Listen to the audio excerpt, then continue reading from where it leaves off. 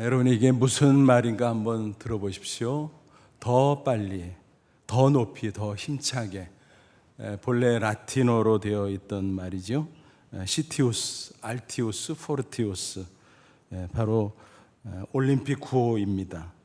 도쿄올림픽이 코로나로 1년 연기했는데 7월 개최 예정이지만 또 논란이 되고 있습니다. 어쨌든 이 말이 올림픽 구호로서는 훌륭하고 좋은 말임에 틀림이 없습니다. 그런데 그것을 우리 인생에 그대로 대입하면 어떻게 될까? 여러분 어떻게 생각하십니까? 문제가 있습니다. 세상 사람들이 그렇게 경쟁하며 열심히 살아가는데 문제가 있다. 그 자체를 가리켜 무조건 나쁘다 그렇게 말할 수는 없지만 짚고 넘어갈 것이 있다는 것입니다. 뭔가요? 방향이 중요하다는 것입니다. 괴테가 이런 말을 남겼어요. 인생은 속도가 아니라 방향이다. 많이 들어보셨죠? 인생에는 목적의식이 있어야 된다는 것입니다. 맹목적으로 세상 풍조를 따라 경쟁적으로 더 빨리, 더 높이, 더 힘차게, 더 많이 이런 식으로 살다 보면 동분서주하는 가운데 자칫 인생의 방향을 잃어버리고 낭패를 볼 수 있다는 것입니다. 마치 스프링복과 같아요. 말씀드린 적이 있죠.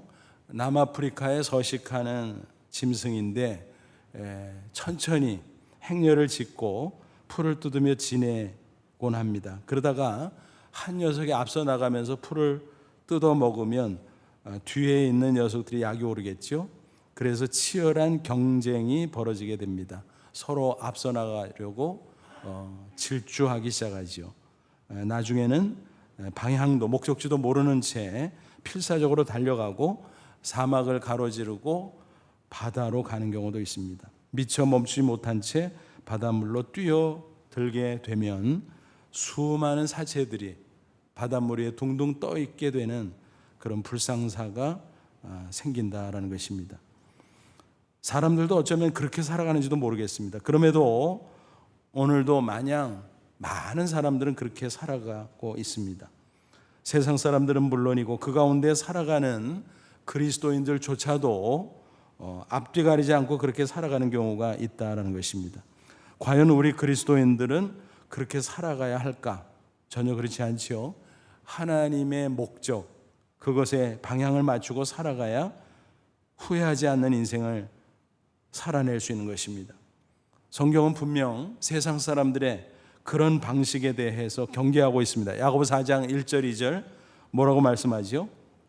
너희 중에 싸움이 어디서부터 다툼이 어디로부터 나느냐? 너희 지체 중에서 싸우는 정욕으로부터 나는 것이 아니냐? 너희는 욕심을 내어도 얻지 못하며 살인하고 또 시기하여도 능히 취하지 못함으로 다투고 싸우는도다. 무슨 얘기예요? 욕심 때문에 서로 경쟁하고 다투고 별짓을 다 하지만 허사가 될 수 있다라고 하는 것입니다. 솔로몬도 한때 하나님을 멀리하면서 세상 방식으로 열심히 살아가다 나중에 깨닫고 야, 내가 어리석게 인생 살았구나 토로했죠. 전도서 2장 11절 그 후에 내가 생각해 본즉 내 손으로 한 모든 일과 내가 수고한 모든 것이 다 헛되어 바람을 잡는 것이며 해 아래서 무익한 것이로다. 열심히 달려가며 살 때는 괜찮은 줄 알았어요. 성취도 있었습니다. 소유도 많아졌습니다. 하지만 나중에 보니까 야, 이게 뭐지? 허망하게 짝이 없게 됐다라는 것입니다. 그렇다고 한다면 하나님을 경외하는 저와 여러분은 인생을 어떤 자세로 살아가야 될까요? 하나님께서 보증하는 방향, 즉 인생의 바른 목적에 맞추며 살아가야 될 것입니다. 이것을 한마디로 표현하면 라틴어로 솔리데오 글로리아, 무슨 뜻인가요? 오직 하나님께 영광을, 그런 뜻입니다. 이런 목적에 초점을 맞춘 인생은 어떻게 될까요? 반드시 승리할 수 있습니다. 왜냐하면 하나님께서 보증하시기 때문입니다. 여러분 이런 말들에 대해서 어떤 생각을 하십니까? 저는 초신자 시절에 설교 시간에 자주 이 말씀을 들었어요. 장로교회는 많이 강조하자. 하나님께 영광, 하나님께 영광. 많이 강조하는 말씀을 들을 때마다 처음에는 은근히 반발심이 생겼어요. 왜냐하면 내 인생인데 내 영광을 위해서 열심히 살아가면 되지. 그러다가 내가 좀 힘에 부치면 하나님이 좀 옆에서 도와주면 되는 거 아니야? 그게 신앙생활 아니야? 뭐 이렇게 오해를 한 거예요. 왜 하나님께 영광을 돌리라 그래? 나는 뭐야? 내가 손해보는 거잖아 라는 생각을 했는데, 신앙이 점점 성숙해지면서 얼굴이 뜨거워졌어요. 야, 철부지 생각을 했구나. 오히려 이것이야말로 내 인생의 좌우명으로 삼아야 될 진리의 말씀이구나 깨닫게 되었던 것입니다. 하나님은 살아계신 전능자, 또 나를 구원하시고 나를 사랑하시는 분, 그렇다면 하나님의 뜻대로 하나님의 영광을 위해서 사는 것은 오히려 나에게 유익한 것이 아니냐, 승리의 길이 아니냐. 맞아 그렇게 깨닫게 됐다는 것입니다. 그렇습니다. 비근한 예로요, 한 가정에서 자녀가요 부모가 자랑스러워하고 대견스러워하는 모습으로 살아간다면 잘못될까요? 망할까요? 전혀 그렇지 않지요. 뭐 아주 희귀하게 자식을 앵벌이시키는 그런 부모들도 있지요. 그런 경우를 제외하고는 부모님이 자랑스러워하는 모습으로 인생을 살아간다면 그 자식의 인생 분명히 승리하는 복된 인생이 될 수 있을 것입니다. 하나님과 우리의 관계도 마찬가지다라는 것입니다. 그래서 사도 바울은 오늘 본문을 보니까 그리스도인들에게 오직 하나님의 영광을 위해서 살라 그렇게 권면하고 있습니다. 이 말씀을 구호로 바꾸면 바로 솔리데오 글로리아 아니겠습니까? 아무쪼록 이 말씀을 꼭 붙잡고 평생을 살아감으로 가장 복되고 가장 아름다운 인생으로 승리하는 저와 여러분 되시기를 주님의 이름으로 축원합니다. 사도 바울은 제일 먼저 솔리데오 글로리아, 그 구호대로 살아가야 되는 마땅한 근거, 이유를 밝히고 있습니다. 한마디로 말하면 그리스도인의 정체성 때문이다. 그는 그렇게 증거합니다. 19절을 보세요. 너희 몸은 너희가 하나님께로부터 받은 바 너희 가운데 계신 성령의 전인 줄 알지 못하느냐? 너희는 너희 자신의 것이 아니라. 인생의 주인이 내가 아니라는 거예요. 하나님이시라는 거예요. 왜 그럴까요? 하나님께서 주셨기 때문에. 그렇잖아요. 내가 스스로 자작 나를 만들어서 태어났나요? 아니잖아요. 그렇다고 부모님이 만들어 주셨나요? 부모님을 통해서 탄생한 것은 사실이지만 그러나 하나님이 만들어서 부모님을 통해서 이 세상에 나게 한 거지, 부모님이 계획하고 만들고 그런 것은 아니죠.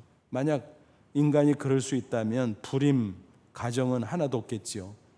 마음에 계획하고 결심하고 노력하면 척척 될 거니까. 그죠? 근데 그런 게 아니잖아요. 하나님이 만들어서 이 세상에 보낸 겁니다.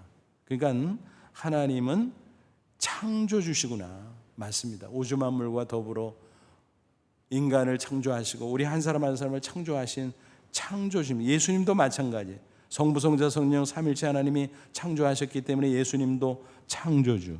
게다가 죄로 말미암아 영원히 멸망할 수밖에 없었던 나를 죄와 사망에서 구원해 주신 하나님, 또 예수 그리스도. 구원은 뭐예요? 건져준다는 얘기죠. 죄와 사망에서. 근데 다른 말로 구속이라는 단어도 우리가 사용하죠. 구속은 뭔가요? 한자가 다르죠. 속박이 아니라 뭐예요? 값을 주고 산다, 그런 뜻입니다. 20절 보시면 값으로 산 것이 되었으니 그랬습니다. 여기서 사다라는 단어가 중요한데 헬라 원어로 아고라조입니다. 이 동사는 아고라라는 명사에서 유래했는데 역사적 배경을 알아야 그 뜻을 정확하게 이해할 수 있습니다. 잘 아시는 대로 고대 로마에는 노예제도가 있었잖아요. 그래서 노예 시장을 아고라라고 그랬어요. 거기서 나온 동사가 아고라조. 그러니까 뭐예요? 노예값을 치르고 사는 것을 의미하는 것입니다. 그러니까 노예값을 주고 사면 주인이 바뀌죠. 구원은 바로 그런 것입니다. 하나님께서 죄와 사망의 노예 상태에 있던 우리를 예수 그리스도 십자가 대속의 피를 통해서 산 겁니다. 그걸 가리켜 구속이라 그래요. 하나님은 우리를 구속함으로 하나님의 소유된 백성, 그리고 하나님의 거룩한 자녀로 삼아 주셨다 하는 것입니다. 그러니까 하나님은 또 예수 그리스도는 구속주네, 맞습니다. 그러니까 이렇게 봐도 내 인생의 주인, 저렇게 봐도 내 인생의 주인, 그죠? 창조주시고 구속주이기 때문인 것입니다. 이처럼 우리를 구원하신 하나님은 또 어떻게 하세요? 하나님의 성령을 우리에게 보내주셔요. 그래서 우리 안에 거하게 하십니다. 그걸 가리켜서 뭐라 그래요? 성령의 내주라고 말합니다. 그러니까 성령님이 우리 안에 들어와서 입주해서 그냥 쭉 천국 갈 때까지 함께 사시는 거예요. 그러니까 우리 그리스도인의 몸은 성령님이 거주하는 성전, 템플이다 라는 것입니다. 여러분, 이게 바로 그리스도인의 정체성이에요. 하나님의 소유된 백성, 하나님의 거룩한 자녀인 것입니다. 그런데 이 정체성 속에는 두 가지 내용이 동시에 포함이 되어 있습니다. 하나는 뭐예요? 하나님의 소유된 백성이기 때문에 하나님이 절대 보호하신다. 또 절대 사랑하신다. 뭐예요? 우리의 특권입니다. 야, 하나님이 절대 보호하신대, 절대 사랑하신대, 됐네. 특권입니다. 평생 책임져 주시는 것입니다. 또 다른 한편으로는 뭐예요? 하나님이 주인이기 때문에 그분의 뜻대로 살아야 돼요. 그게 바로 하나님의 영광을 위해서 사는 것입니다. 성경은요, 누누이 그것을 증거하고 있습니다. 이사야 47장 7절 보면 창조의 목적을 설명하죠. 내 이름으로 불려지는 모든 자고 내가 내 영광을 위해 창조한 자를 오게 하라. 내가 그를 지었고 내가 그를 만들었느니라 그랬습니다. 우리를 창조했는데 그 목적이 뭐라고요? 하나님의 영광을 위해서. 우리 인간의 영광, 인간의 행복을 위해서가 아니에요. 결과적으로 우리를 행복하게 만들지는 모르지만 목적 자체는 하나님의 영광이다라는 것입니다. 또 에베소 1장 14절은 구속의 목적이 나와요. 이는 그의 영광을 찬송하게 하려 하십니다. 왜 독생자 예수님을 보내주셨나? 예수님이 왜 피 흘려 죽으셨나? 바로 우리를 구속하시고 우리가 하나님의 그 놀라운 사랑과 은혜, 그것을 찬송하고 영광 돌리도록 하기 위함이다 라는 것입니다. 그러니까 그렇구나, 우리 그리스도인의 정체성, 그러니까 우리는 당연히 오직 하나님의 영광을 위해서 살아가야 되겠구나 깨달을 수 있겠죠. 사도 바울은 이어서 하나님께 영광 돌리는 솔리데오 글로리아의 방법은 뭘까? 그것을 설명합니다. 뭐예요? 몸으로 하라는 것입니다. 그것은 인격과 삶 전체를 거룩한 산제사로 드리는 것입니다. 본문 20절 계속 보면 그런즉 너희 몸으로 하나님께 영광을 돌리라 그랬어요. 여기서 몸이라는 단어를 주목하세요. 육체만을 가리키는 게 아니에요. 우리의 영혼까지 가리킵니다. 그래서 킹 제임스 버전 번역을 보면 Glorify God in your body and in your spirit. body, spirit 둘 다 나오죠. 그래서 우리의 인격과 삶 전체를 가리킨다고 이해하시면 되겠습니다. 그러니까 우리의 인생의 목적, 우리가 이 세상에 살아가는 존재 이유, 그게 바로 오직 하나님의 영광을 위함이다 라는 것입니다. 그것을 가리켜서 로마서 12장 1절에 바로 거룩한 산제사를 이야기합니다. 그러므로 형제들아 내가 하나님의 모든 자비하심으로 너희를 권하노니 너희 몸을, 여기서 몸도 마찬가지예요. 우리 인격과 삶 전체를 가리키는 것입니다. 너희 몸을 하나님이 기뻐하시는 거룩한 산제물로 드리라. 그러니까 산채로 하나님 앞에 제사를 드리라. 그게 거룩한 산제사지요. 이는 너희가 드릴 영적 예배니라. 무슨 얘기입니까? 우리가 지금 공식적으로 예배 의식을 거행하고 있죠. 굉장히 중요해요. 그러나 예배 끝나고 우리가 이제 삶의 현장으로 가죠. 그럼 끝난 거 아니죠.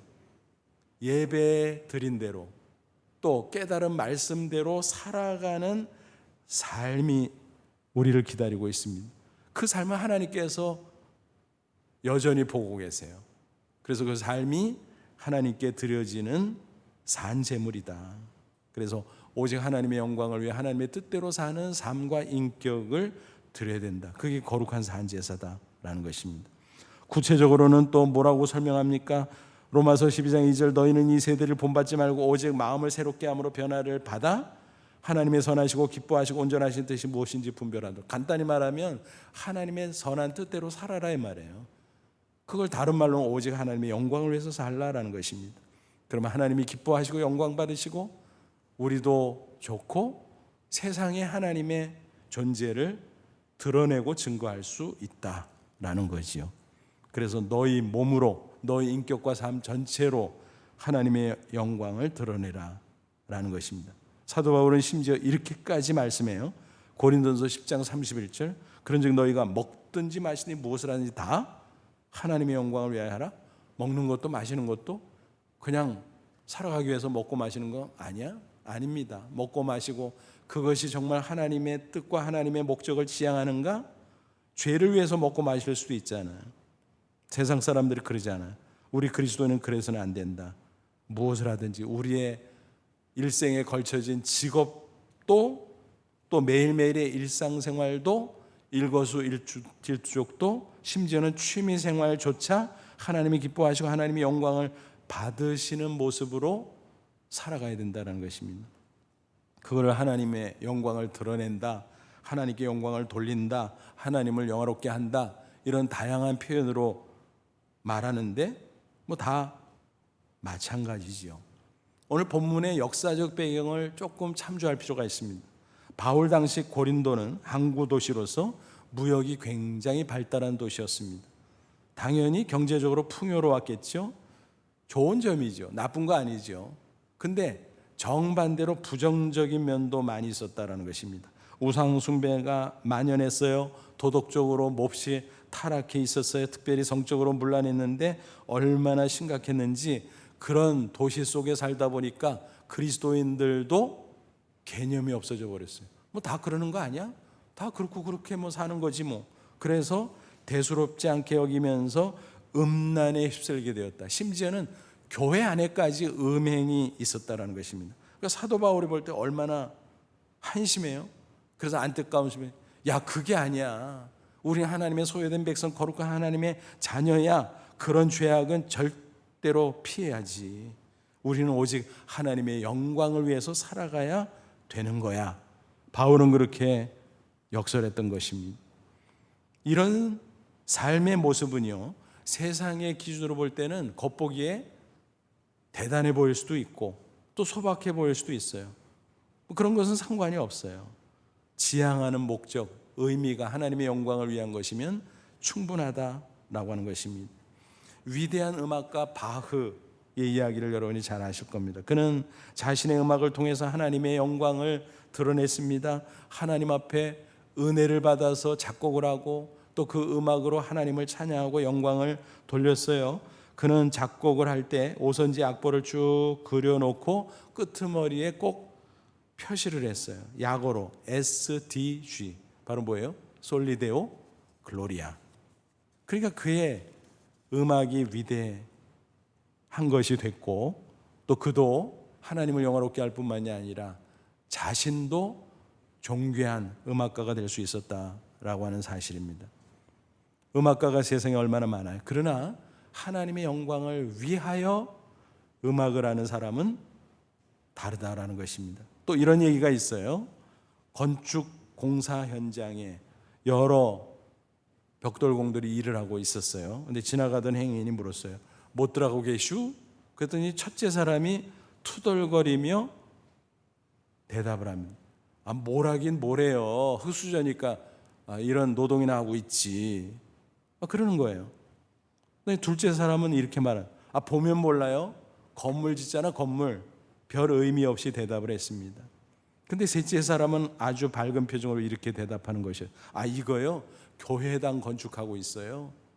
아마 멋진 교회당이 여기에 우뚝 설 겁니다. 나중에 구경 오세요. 아, 그 안에서 예배드리고 신앙생활하고 복음 전하고 그런 거 생각하면 아, 내가 뭐 그냥 세상 사람 보기에는 별것도 아닌 것 같지만 나로서는 아주 보람있고 마음이 뿌듯하답니다. 그럼 무슨 얘기입니까? 똑같은 일을 할 수 있어요. 근데 그 일 자체보다 그 지향하는 목적, 의미가 중요하다라는 것입니다. 그러니까 세상 사람들이 볼 때는 뭐 별것도 아니네라고 말할지 모르지만 하나님의 영광을 위해서 그 일을 한다면 충분히 귀하고 아름답고 하나님이 영광 받으시는 일일 수 있다라는 것입니다. 같이 있죠. 보람이 있지요. 그러므로 여러분 잘 생각해 보세요. 이와 같이 하나님의 영광을 위해서 착실하게 산다면 우리 인생이 어떻게 될까? 어떻게 될까요?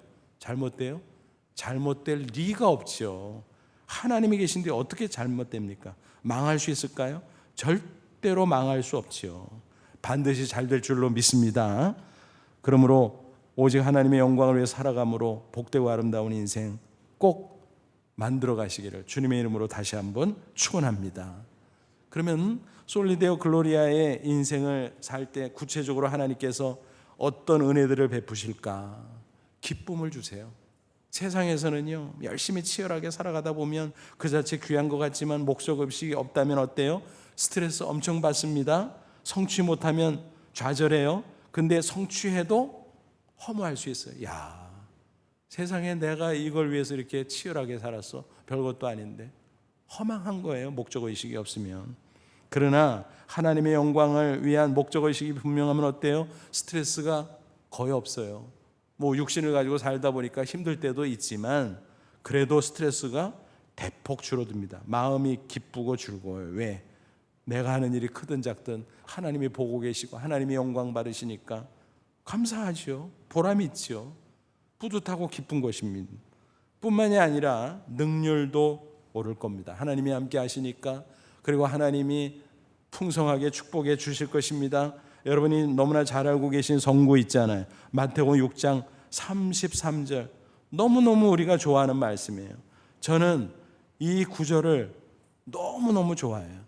처음에 예수 믿으면서부터 이 말씀 붙잡고 제 나름대로 수지를 많이 맞았다고 생각을 하고 삽니다. 뭐예요? 그런즉 너희는 먼저 그의 나라와 그를 구하라. 그러면 이 모든 것을 너에게 더하시리라. 그 앞에 예수님께서 뭐라고 말씀하셨죠? 이방인들을 봐라. 거기서 이방인은 육신적인 것을 말하는 게 아니라 영적으로 하나님을 멀리하고 하나님을 부정하는 불신자들을 가리켜요. 그들은 육신을 위해서 무엇을 먹을까, 무엇을 마실까, 무엇을 입을까 염려하면서 전전긍긍하지 않냐? 근데 너희들은 그렇게 살 필요 없어. 먼저 하나님의 나라, 하나님의 의구, 하나님의 다스림 받고 하나님의 뜻대로 살아봐. 그게 바로 뭐야? 하나님의 영광을 위해서 하는 거죠. 그러면 이 모든 것을 너에게 더하시리라. 그 육신의 필요들 하나님께서 풍성하게 채워주시겠다는 약속의 말씀이에요. 여러분, 하나님께서 약속하신 거 펑크 내는 거 보셨어요? 전혀 아니죠. 전혀. 펑크 안 내십니다. 그러니까 이 말씀 붙잡고 살아도 절대 미스 안 생겨요. 손해 안 봐요. 꼭 기억하시 바랍니다. 그러므로 이 구절은 확실한 축복의 사자성어예요. 축복의 사자성어. 마태복음 6장 33절이니까 뭐예요? 마륙33 사자성어예요. 축복의 사자성어. 이거 붙잡고 살면 되는 거예요. 여러분 황성주 박사를 아십니까? 우리 교회도 아주 오래전에 오셔서 말씀을 전하는 기억이 납니다만 그분은 본래 예방의학 전문의죠. 의대 교수도 몇 년 하셨어요. 또 병원 원장이기도 하고 선교단체 단체장이기도 하고 또 기업가로 이롬 회장. 그래서 그 있잖아요. 생식 두유 이런 거 만드는 회사 있잖아요. 그리고 신학을 해서 목사가 되어서 교회를 담임하기도 합니다. 또 책도 많이 썼어요. 와, 그분은 어떻게 인생 한 번 살면서 별의별 일을 그렇게 다 하냐? 참 대단하다 싶어요.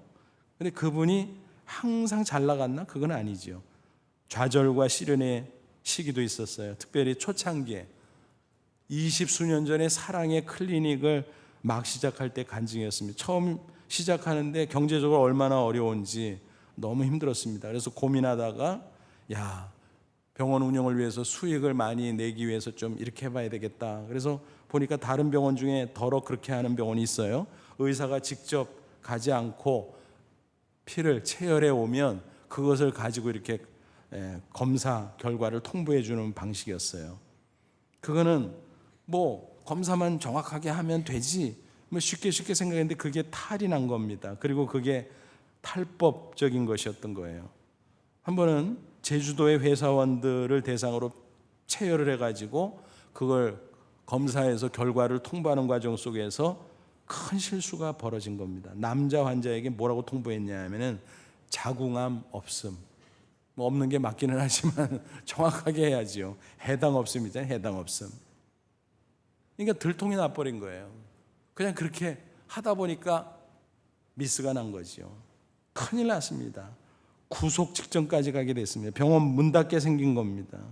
그 위기 가운데 너무너무 기가 막혀서 하나님 앞에 전전감이 기도하는데 다행히 9시 뉴스에 나지 않고 자정 가까운 마감 뉴스 있잖아요. 그때는 사람들이 잘 안 보잖아요. 그래서 뭐 사람들이 많이 보지 않은 가운데 잘 넘어갔습니다. 뭐 응분의 처분이 있기는 있었겠지만 구속은 당하지 않고 넘어가게 되었던 것입니다. 근데 그 어려운 시기를 지나가는데 선교지에서 강의 요청이 온 거예요. 아니 이런 와중에 무슨 선교지를 가? 그런 생각이 들었지만 다시 기도하는데 하나님의 불신 같았어요. 아무리 그래도 할 건 해야지. 그래서 선교지에 가서 강의를 하고 귀국하는 비행기에 올랐어요. 비행기를 타고 이제 돌아오는 그 시간이 얼마나 또 착잡했겠습니까? 그래서 기도하는데 하나님께서 음성을 들려주는 거예요. 망할 바에는 멋지게 망해라. 이게 뭐냐 찌질하게. 망하려면 멋지게 하나님의 뜻대로 하나님의 영광을 위해서 살다가 뭐 잘못될 일도 없지만 설사 잘못된다 그래도 그러면 떳떳하지 않아. 그런 하나님의 음성이 들렸어요. 그래서 귀국해서 어떻게 하냐면은 정기 검진을 받을 때 목회자, 선교사 대폭 할인, 그리고 선교사 자녀는 무료, 그것을 실행하기 시작했습니다. 내가 섬기자. 그런데 그게 대박의 계기가 됐어요. 그 소문이 나가지고 목사님, 선교사님들만 오는 게 아니라 그리스도인들이 막 몰려오는 거. 야, 그거 크리스찬 병원이래. 크리스찬 병원이래. 친절하대, 잘한대. 그래가지고 또 비그리스도인들까지 오면서 얼마나 잘 됐는지 한 달 만에 모든 빚을 다 청산하게 됐다라는 간증입니다. 그때 그는 비로소 마태복음 6장 33절에 살아있는 하나님의 말씀임을 절실하게 체험했다는, 그 말씀 달달 외우는 거잖아요. 그 말씀 왜 모르겠어요. 근데 실제적으로 체험을 크게 한 계기가 됐다는 것입니다. 그래서 그때부터는 아주 온전하게 오직 하나님의 뜻대로 오직 하나님의 영광을 위해서 살게 되고, 그러면서 이런저런 일들이 다 잘 되게 되었다라는 간증입니다. 그렇습니다, 여러분. 하나님의 영광을 위해서 사는 인생 하나님께서 보증해 주시는 줄로 믿습니다. 책임져 주시는 줄로 믿습니다. 그것을 꼭 기억하고 그대로 사시기를 간절히 축원합니다. 그리고 하나님의 영광을 위해서 살면요, 본인도 영광스러워질 수가 있어요. 존귀한 인생이 될 수 있어요. 사도 바울이 그 원리를 증거했습니다. 데살로니가후서 1장 12절, 우리 주 예수의 이름이 너희 가운데서 영광을 받으시고 너희도 그 안에서 영광을 받게 하려 함이라. 데살로니가 교회는 좋은 소문이 난 교회였어요. 좋은 교회였죠. 성도들도 신실했어요. 그렇지만 완전하진 않잖아요. 그래서 이런저런 교훈도 주고 또 격려하면서 말씀한 게 이거예요. 너희 가운데서 예수님이 영광을 받으시니 너무너무 좋다. 근데 너희들도 예수님 안에서 영광 받기를 위해서 더 잘하면 좋겠다라는 거예요. 그러니까 하나님의 영광, 예수님의 영광과 성도의 영광은 이게 따로따로가 아니에요. 이게 붙어 있는 거예요. 동전의 양면과 같은 거예요. 예를 들면 그런 거잖아요. 한 가정에서 자식이 나가서 사고를 쳤어. 잘못했어. 그러면 막 세상 사람들이 야단하잖아요. 막 흉보고 막 비난하고. 그럼 그 부모가 어때요? 같이 망신이죠. 자식과 부모가 공동 망신을 당하는 거예요. 그런데 자식이 나가서 너무 잘하는 거예요. 그러면 사람들이 막 칭찬해. 네 집 자식이야. 그러면 어떻게 되는 거예요? 자식과 부모가 공동 영광인 거예요. 여러분, 우리 신앙생활도 마찬가지예요. 우리 그리스도인들이 교회에서 모여있을 때는 모르는데 세상에 이제 흩어져 나가서 이렇게 저렇게 살아갈 때 세상 사람들이 보고 왜 저래 하고 손가락질하고 비난하면 어때요? 하나님하고 성도가 공동 망신을 당하는 거예요. 그런데 나가서 잘하면 하나님 영광을 살다 보니까 막 빛과 소금이 되고, 그래서 막 하나님이 기뻐하시고 영광을 받으시면 어때요? 하나님하고 우리의 성도하고 공동 영광을 얻는 것입니다. 더 나아가서 세상에 증거가 되는 거예요. 하나님 살아계신 증거, 예수님 살아계신 증거. 그러니까 세상에 기여하고 선한 영향력 끼치고 복음의 증거가 나타나고, 여러분 얼마나 좋습니까? 그래서 하나님도 좋고 우리도 좋고 세상 사람들도 덕을 보고, 그래서 윈, 윈, 윈, 트리플 윈의 역사가 나타나는 것입니다. 얼마나 귀한 일입니까? 여러분 잘 아시는 이탈리아의 천재 조각가이고 화가였던 미켈란젤로 잘 아시죠? 그런데 그가 대성하게 된 배경에 스승이 있었어요. 좋은 스승이 있었어요. 그의 이름은 베르톨도 디 지오바니. 입에 딱 붙질 않아요. 낯선 사람이라. 베르톨도 디 지오바니.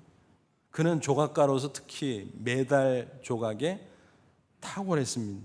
하지만 유명한 인물로 남지는 못했습니다. 하지만 미켈란젤로라고 하는 좋은 제자를 배출할 수 있었지요. 그에게 큰 교훈을 준 적이 있습니다.